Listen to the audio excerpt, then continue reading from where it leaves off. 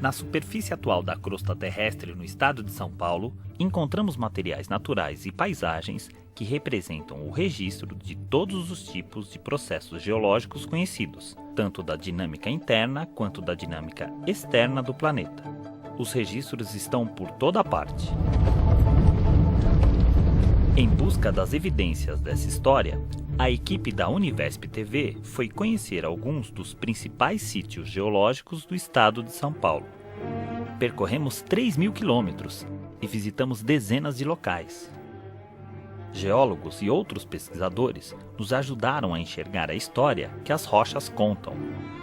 Seguimos para o oeste, acompanhando o caminho do rio Tietê, e passamos por dois grandes compartimentos que compõem o nosso estado: o embasamento cristalino e a bacia sedimentar do Paraná.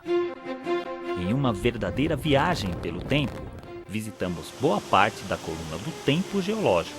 Saímos das formações mais antigas do embasamento cristalino, onde encontramos rochas com idades que variam de 500 milhões a 2 bilhões de anos.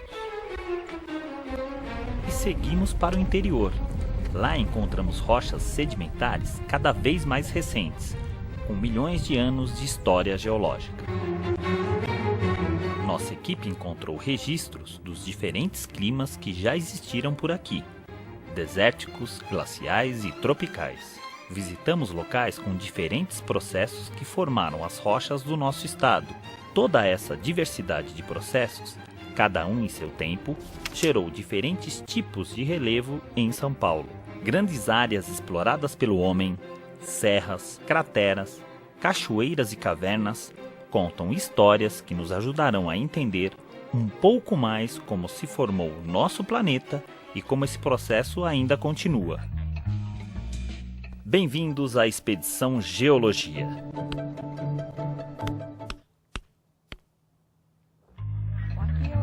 No programa anterior, começamos nossa expedição partindo da cidade de São Paulo. Fomos em busca de segredos escondidos nas rochas mais antigas do estado, no embasamento cristalino. Dá para ver que realmente é um granito? Então vejam essa feição. E seguimos viagem rumo ao interior do estado, junto com as geólogas Cristina Toledo e Cristine Burrot.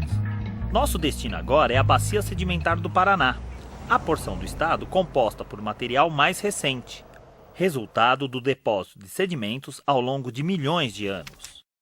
Conforme avançamos para o oeste, encontramos camadas cada vez mais recentes, cada uma delas depositadas em épocas diferentes. Estamos na rodovia Castelo Branco, em direção à cidade de Itu. Logo deixaremos o embasamento cristalino e entraremos no primeiro compartimento de relevo da bacia, a depressão periférica. É hora da nossa primeira parada. Aqui, um corte no morro revelou exatamente o ponto em que os dois grandes compartimentos estão em contato. Professora, onde nós estamos? Nós estamos aqui na rodovia Castelo Branco, a SP-280, no quilômetro 68. Geologicamente, é um marco muito importante, porque aqui dá para ver o contato entre o embasamento cristalino e as rochas da Bacia do Paraná. Então, essas estradas que saem de São Paulo em direção ao interior, como nós estamos indo agora, fazem o mesmo caminho que o Tietê, sai do embasamento cristalino e entra na Bacia do Paraná, ou seja, naquelas camadas sedimentares, né? Aí nós vamos ver que o material muda as rochas, muda o relevo, mudam as cores do solo, e nós vamos ter várias oportunidades de ver essas diferenças. E aqui, especificamente, nós vamos subir esse barranco, vamos ver o contato de uma rocha metamórfica com camadas sedimentares e depois algumas camadas sedimentares aqui. Vamos ver o que a gente encontra. Vamos então, subir? Aqui? Vamos subir. A bacia se formou na era Paleozoica e na era seguinte, a Mesozoica, continuou recebendo sedimentos e também derrames vulcânicos. Ao longo de mais de 300 milhões de anos, o relevo foi trabalhado pela ação de fatores externos e internos. Olhando mais de perto, encontramos indícios de uma época em que o clima na Terra era muito diferente nesta região. esse morro todo ele emenda com o morro lá do outro lado da estrada, certo? Então era uma continuidade, né? A estrada abriu, expôs isso. Nós vemos aqui embaixo, esse material é uma rocha metamórfica, um filito, uma rocha bem fina, bem laminada, bem orientada. E em cima dela, nós estamos vendo uma rocha sedimentar heterogênea, grãos de vários tamanhos, seixos bem arredondados, areia mais fina, né? É uma espécie de um conglomerado. Exatamente na superfície de contato entre a rocha metamórfica e esse material sedimentar, antes do material ser depositado, passaram os agentes de superfície, que são as águas correntes, que são as geleiras, eventualmente vento, né?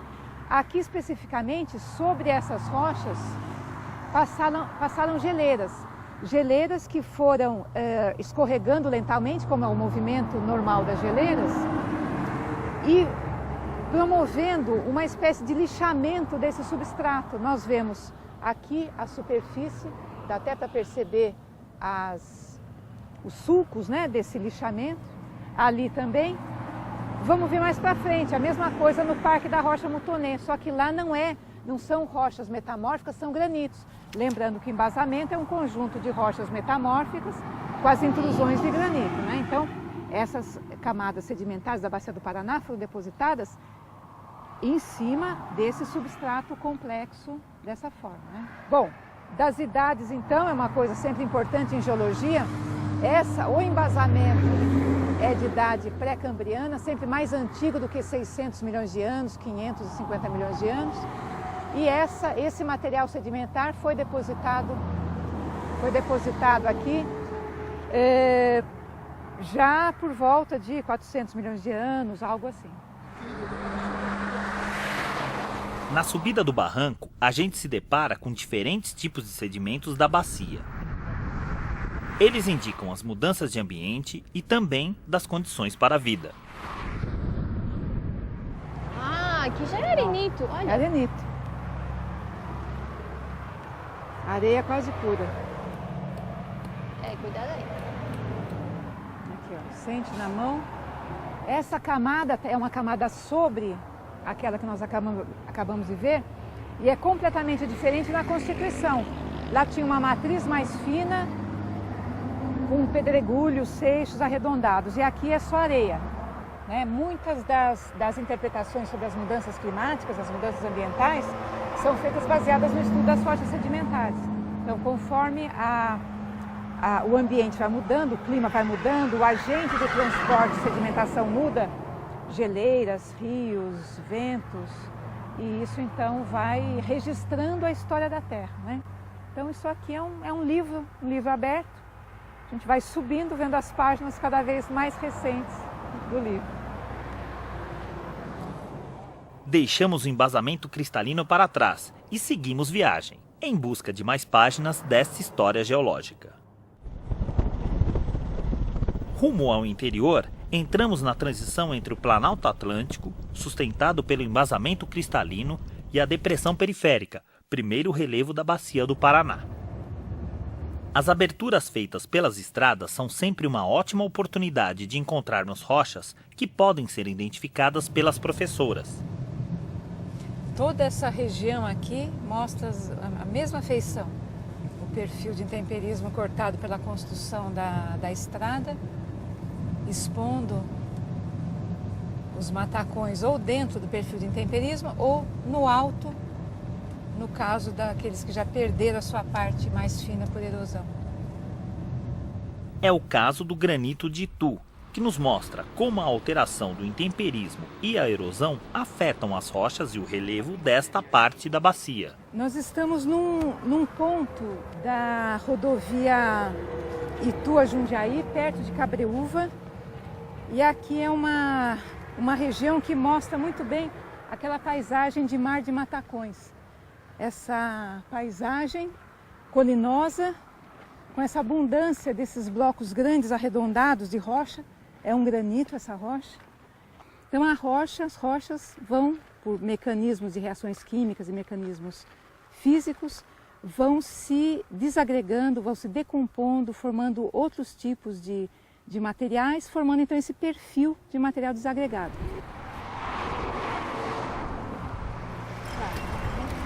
Esse bloco de granito, ele é o material de origem de todo esse perfil de solo aqui em cima, né? Ele mostra que aqui, que esse material, essa paisagem passou por um intemperismo intenso, intemperismo de clima tropical, muito quente, com alta pluviosidade. Esse granito aqui já foi bastante estudado, é um granito que tem uma idade de 580 milhões de anos, então ele mostra toda uma parte da história da crosta continental, e aqui ele está compondo o nosso embasamento cristalino. Se nós formos ver as outras partes, outros blocos do mesmo granito que estão lá em cima, conta a história da erosão, conta que aqui houve grandes processos de erosão, no entanto, eventos erosivos que só conseguiram levar o material mais fino, que não transportaram o material maior, mais pesado, que são esses blocos grandes, arredondados pelo intemperismo esferoidal, né? Não é um arredondamento de transporte. Nessa estrada especificamente é muito marcante a mudança de relevo e de cor do solo. Então nós aqui por vários quilômetros vamos atravessar só esse tipo de paisagem, são solos rosados, com muitos matacões, tanto inseridos nas paredes dos cortes de rocha, né, nesses barrancos, como também na superfície. E a partir de um certo momento, uns 6, 7, 8 quilômetros em direção a Cabreúva, a partir desse ponto aqui, que é o quilômetro 92 da SP300, a paisagem vai mudar. O relevo fica mais aplainado, mais baixo e os solos ficam mais avermelhados. E se a gente puder pegar esses solos, nós vamos sentir uma textura mais argilosa. Essa paisagem na Europa chama-se de caos granítico. E é muito comum no mundo inteiro. Onde você tem granito, você pode ter esse tipo de feição. Os granitos são rochas ígneas formadas por intrusões de magma que atravessam as rochas anteriores, normalmente metamórficas. Um pouco mais adiante, encontramos blocos na beira da estrada em que se vê as marcas de uma dessas intrusões. São restos da erosão após o intemperismo do grande corpo rochoso inicialmente formado a alguns quilômetros de profundidade. O que acontece? Uma intrusão é uma entrada de um corpo de magma e esse material vem muito quente, sob alta pressão. Quando ele sobe, ele vai arrancando pedaços das paredes da rocha encaixante, né? No caso, aqui nós temos um pedaço do granito que tem esses blocos aqui de gneiss, né? Então, o granito é esse material rosado, o mesmo granito que forma os matacões que nós temos estamos vendo aqui ao longo dessa estrada. E aqui o granito está mostrando a parte da borda da intrusão. Borda da intrusão porque tem esses corpos aqui. Isso aqui nós chamamos de xenólitos, xenos de estranho, né? São corpos estranhos de rocha dentro da outra. E esta rocha aqui, então, é a rocha origem do solo que nós vamos ver daqui para frente, que tem um relevo menos acentuado, não tem mais matacões, é mais argiloso e mais avermelhado, né? O limite entre o embasamento cristalino e a bacia sedimentar do Paraná é visível também no município de Itu. Aqui, a extração de lajes, ao longo de décadas, abriu uma janela para os geólogos estudarem a região. Chegamos ao Parque Geológico do Varvito. Aqui nós estamos praticamente no meio do parque, que é o coração de uma antiga pedreira de extração da rocha que ocorre aqui, que é o Varvito de Itu. Então, essa irregularidade do terreno, com esses paredões, subidas e descidas, é o retrato do que era antes a extração da rocha do Varvito, na pedreira. Essa estação comercial teve que parar a partir da década de 70, porque o material foi considerado, então, um patrimônio geológico. Nós estamos pisando em cima de uma laje onde estava sendo feita a extração de rocha. E esse tipo de exposição é muito interessante porque mostra os fósseis, que são uma das estruturas sedimentares muito importantes nessa rocha. A antiga pedreira de Itu é uma das maiores exposições de varvito da Bacia do Paraná. Ela tem grande valor histórico. Foi dela que saiu o material usado em muitas construções do Oeste Paulista. Em Itu, o varvito foi usado para construir a Igreja Matriz, há mais de 300 anos. Ainda hoje, podemos encontrar as marcas de fósseis nas lajes da igreja. O varvito mostra um registro de uma grande era de clima glacial, que ocorreu entre 360 e 270 milhões de anos atrás. Na área onde vemos o parque, antes havia um grande lago. Ó, toda essa área aqui a gente tem rastros fósseis de animais que viviam no fundo desse antigo lago. Esses rastros estão aqui, ó. Uns são mais curvos, outros mais retilíneos, né? Esses rastros, né, de vida, de rastejo de animais no chão, são chamados de icnofósseis. Que são sinais de organismos, né? De vida no fundo do lago. Há quanto tempo, que idade tem esses sinais? Por volta de 320 milhões de anos atrás. Do ponto de vista geológico, da história da Terra, isso é relativamente recente. São 300 milhões, é muito pouco, mas é muito mais antigo do que os fósseis de dinossauros que encontramos em camadas da mesma bacia do Paraná, um pouco mais em direção a oeste, quando continuarmos aqui o caminho seguindo o rio Tietê. Porque a interpretação dessa rocha é que isso era um fundo de lago, um lago ao lado de uma geleira, que funcionou durante vários milhões de anos, né, com uma sedimentação contínua e que ia variando no inverno de um jeito, no verão de outro jeito. E aí nós vamos ver mais alguns detalhes da rocha e aí vai ficar claro por que essa interpretação é facilmente compreensível. E no paredão de baixo são muito mais visíveis. Nós vemos, primeiro, essas camadas bem paralelas, bem horizontais, que é uma característica de qualquer material sedimentar, né? Então, qualquer região que receba sedimentos, as partículas, a sedimentação, ela é plano, paralelo, horizontal, subhorizontal, aqui é bem horizontal. E aí acho que vale a pena já explicar a origem desse material para ficar clara essa ideia.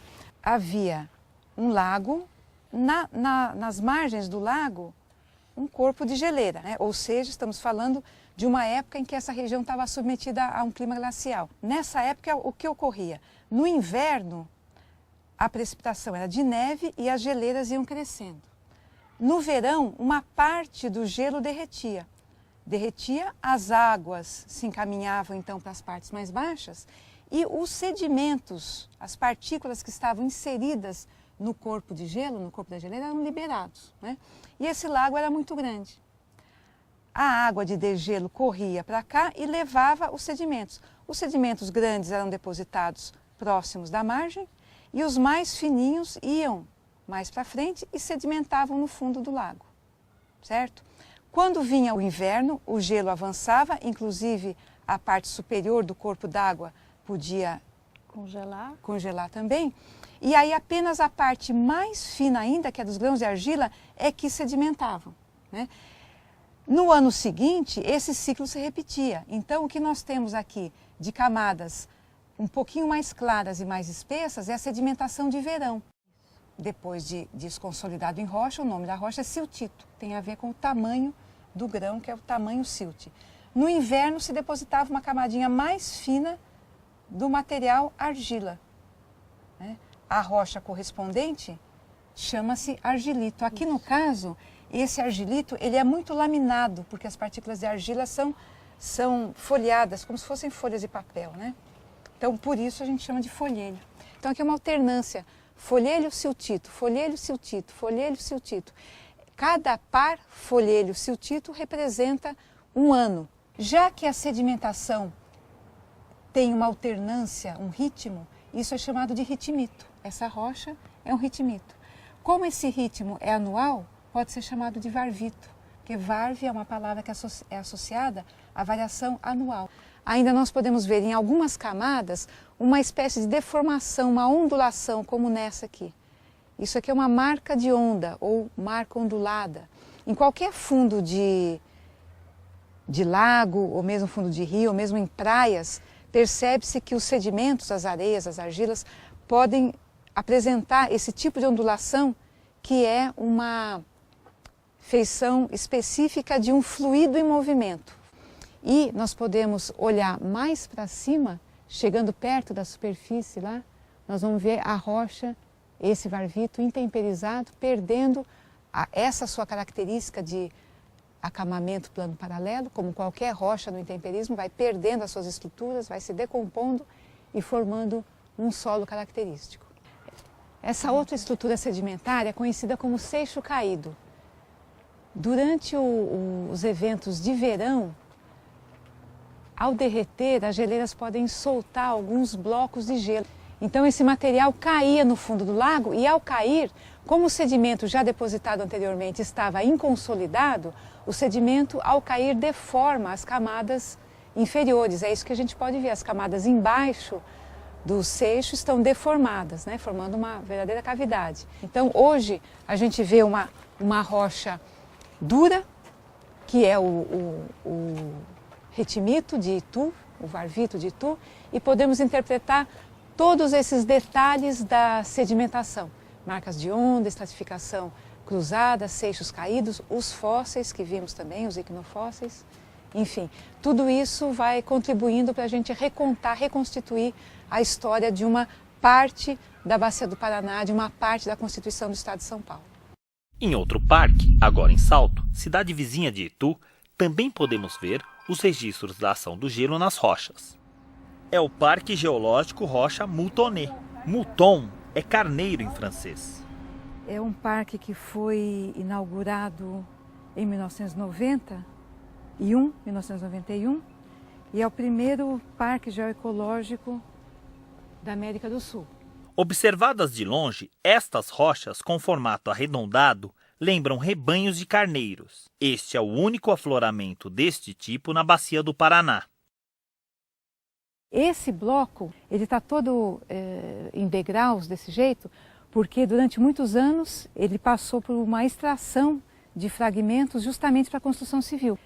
Na superfície a gente tem alguns registros que mostram a passagem da geleira e a força que essa geleira tem sobre a superfície. Então a gente tem algumas estruturas abrasivas, como por exemplo esta, né, em meia-lua, né, ou seja, algum bloco relativamente grande foi arrastado pela geleira, lixou, formando algumas estrias, né, e formou aqui essa estrutura em meia-lua, enquanto a geleira se deslocava para cá. Nessa face também temos algumas estrias mais evidentes, né, que mostram de novo essa ação abrasiva da geleira na superfície da rocha, que passa um pouco como se fosse uma lixa, né, na superfície.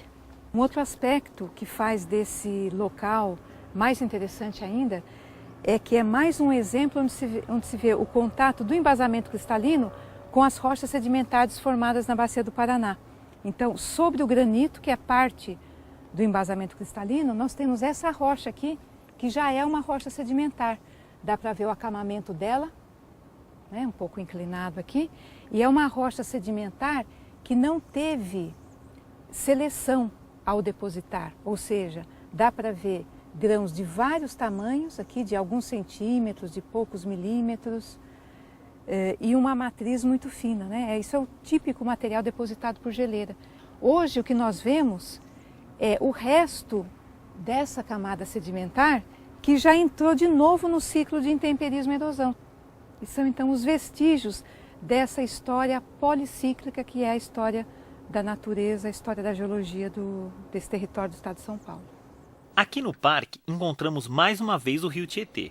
Já vimos como ele é utilizado em muitos trechos ao longo de sua extensão, seja para instalação de indústrias, geração de energia ou transporte.